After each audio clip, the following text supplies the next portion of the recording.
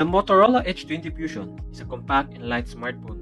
It's clean and very smooth software experience. No bloatware, third-party apps are installed, or with some charge left. The battery optimization is better, and I got the screen on time around 6 to 8 hours.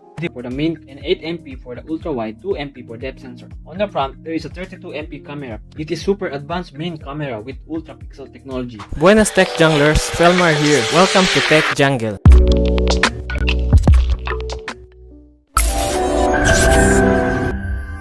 Motorola has been silent for a long time in the market when it comes to the smartphone category.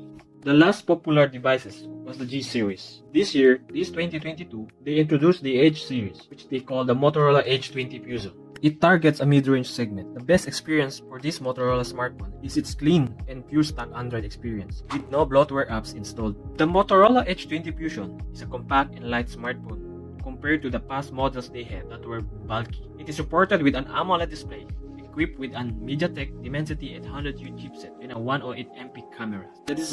The device gets polycarbonate back, not glass. It is slimmer and weighs around 185 grams and 8.25mm thick. The back is curved around the sides with matte finish. In the middle is the logo. The matte finish can catch a lot of fingerprints and smudges when you do not use the free cover case. There is a square camera module that houses 3 cameras. Keeping it flat, you can feel the wobble because of the camera bump. Around the side, it is made of plastic frame. Here you can find the dedicated Google Assistant key on the left with the card slot. On the right side, there are volume buttons and the power that is a fingerprint scanner, and it's very fast and responsive. At the bottom, there is a USB Type-C port, and yes, 3.4mm headphone jack is available, primary microphone and a speaker grill. At the top, there you can find the secondary noise cancelling hole. In front, the display is protected with Dragon Trail glass protection, and there is a punch hole centered. It has the decent peak bezels around the side. The display of the phone has a larger 6.7 inches Full HD AMOLED display, and I believe this is the first mid-range smartphone to have an AMOLED display. With this, the color reproduction is good and viewing angles are excellent. It supports 90Hz refresh rate that helps scrolling to be smoother and fills battery in the user interface. One can switch to 60Hz to save some battery life.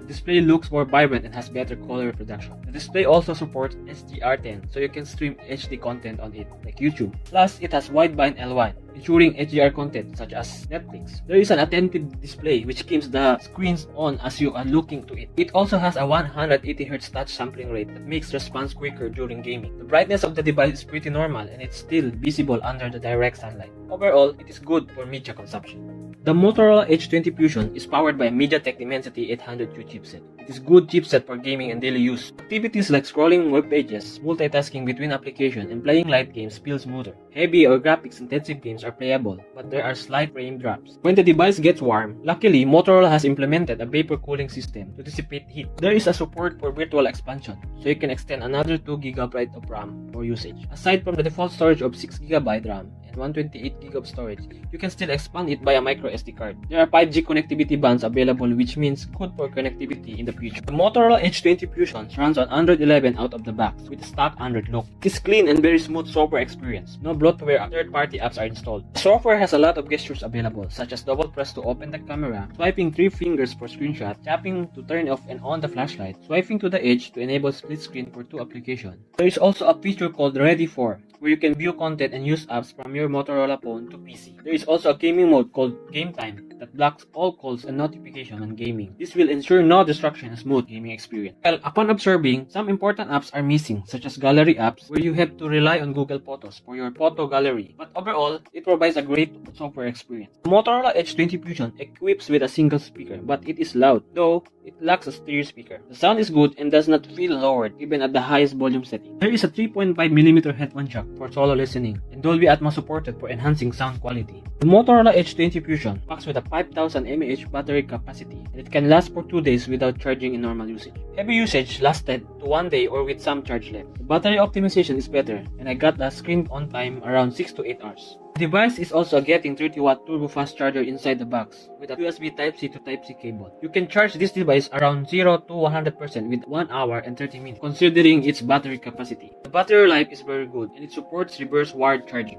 The Motorola H20 Fusion has a 108MP Samsung sensor for the main and 8MP for the ultra-wide, 2MP for depth sensor. On the front, there is a 32MP camera. It is super advanced main camera with ultra-pixel technology for a sharper image. The result is an incredible sharp bright image. The main camera captures with good color saturation and dynamic range. Contrast is maintained. The colors look natural and have no noise. Using the 8 times zoom, the image captures have a good dynamic range and are not soft. Using it under low light, images comes out with a good details. There is a night mode features in the camera where the highlights of the image are pretty good and restored. The 8MP ultra wide camera does a good job in producing good image with good dynamic and details are decent. Color is similar to the natural one but small noise is present. Zooming in the image details is not over sharpening. The ultra can double as a macro that takes you to close up image with decent details. The ultra wide fits 4 times more scenes into the frames, while macro vision gets you closer to your subject. During the night, ultra wide does the good job where details and dynamic range are average. There is a bit of noise and color saturation is not so good. The 2MP depth sensor does a good job in terms of portrait and edge detection. The skin tones are natural, background blur is well implemented, but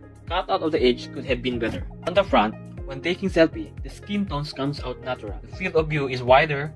Portrait selfies comes out well with proper edge detection. It gives you a quad pixel technology with more light sensitivity and it automatically adjusts exposure and smoothen your uneven skin tones for portrait and night shots. Video recording on Motorola H20 Fusion can record around 4K at 30 frames per second. There is EIS enabled where does it prevent shakiness. Using the ultra wide camera for video recording can record around 1080p at 30 frames per second. There is an ultra steady mode features that enables recording your videos for both ultra and main camera. You can record any of the two cameras with dual capture mode. The Motorola H20 Fusion cameras are good and one of the best in the mid-range segment. The Motorola H20 Fusion is the best mid-range smartphone this year for Motorola. When comparing to the early Motorola smartphone, this phone is a sleek design, a good 90Hz, and a 10-bit AMOLED display for media usage. A decent MediaTek Dimensity 800U that handles basic tasks and average games. The software experience is great. It has a lot of features enabled with stock Android 11. Cameras are great, especially the 108MP main camera. Battery life is amazing and getting around 6 to 7 hours is awesome. Plus, there's a 30-watt fast charging. As a package, Motorola has delivered good products for mid-range segment with the best camera and software experience.